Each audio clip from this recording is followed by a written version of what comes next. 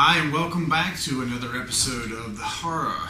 I am your host, Brent Bowers. Tonight we're going to be talking about the widescreen collector's edition of a film called Torso. Torso is a 1973 giallo classic directed by Sergio Martino and considered by many folks to be very influential on films such as Halloween, Friday the 13th, a lot of your famous slashers.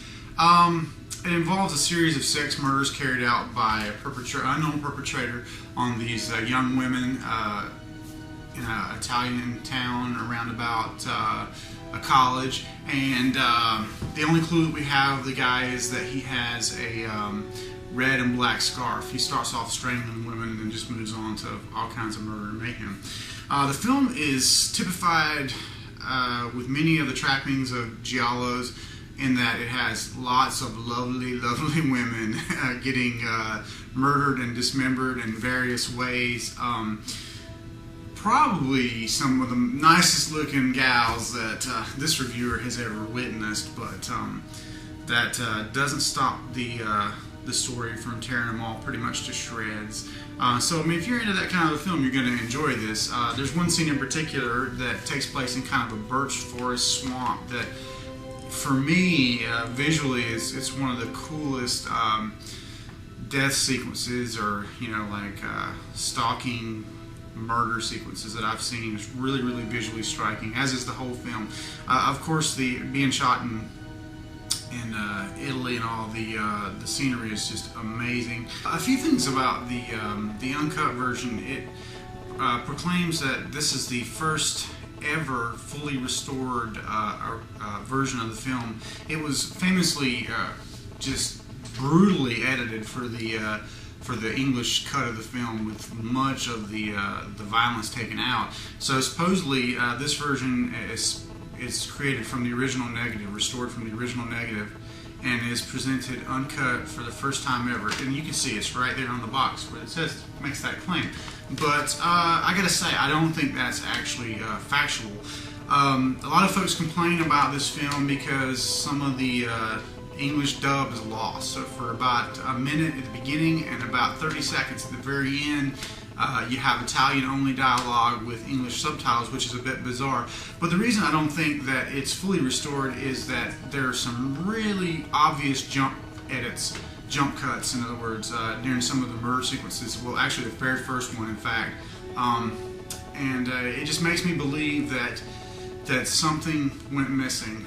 But, apart from that, ultimately, I guess it's the closest thing that we can get over here to the original film. And it is very, very graphic. Super graphic. Lots of well, it was the 70s, the whole free love thing. There's a whole lot of that going on. A whole lot of, I guess, the insinuation of drug taking, and pretty much typical of the giallo genre as far as the violence and the way the suspense builds. But if you're into giallos, you're gonna like this film. It was very competently shot. Some of the scenes were really stand out for the genre. And again, did I mention that the women were incredible in this? Lots of nudity. So if you're put off by that sort of thing, you might want to maybe skip this one. But I know most of you aren't, so there you go. We're going to take a look inside of the box here, check out the case. I'll show you another view of all this as well. And then here's your clamshell. I appreciate the clamshell cover because it's hard, and there's a lot better chance of keeping the tape intact. So nice crisp seams, no box damage, obviously. The coolest thing about this tape for me is it came in a big lot of VHS, and I think I actually might have paid something on the order of 83 to 87 cents for this bad boy. So that's pretty cool.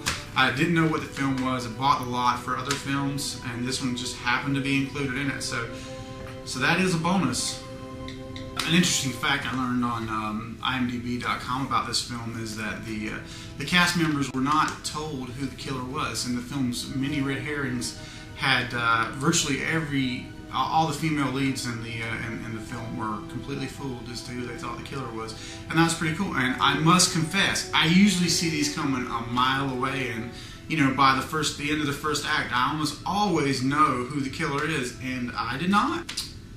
The film worked really hard to confuse you as to who the killer was. It was a good old whodunit as far as that went, and it worked well because I was completely fooled at the end. Both my wife and I were like, whoa, did not see that coming. So that's always good and entertaining, But visually, very stunning film. Just, you have to check this out if you're into giallos, because it's heralded as one of the best, and I'm going to go ahead and co-sign that. I think it's probably one of the best that I've seen, right up there with Suspiria. This is like my third review tonight. I sometimes do these in shotgun bursts of creativity after watching a week's worth, so sometimes I actually want to get it. I'm a little bit frazzled right now. It's getting kind of late, but yeah, I just wanted to go ahead and get this one out because it's a film that I think is worth a watch. So definitely check it out. Torso.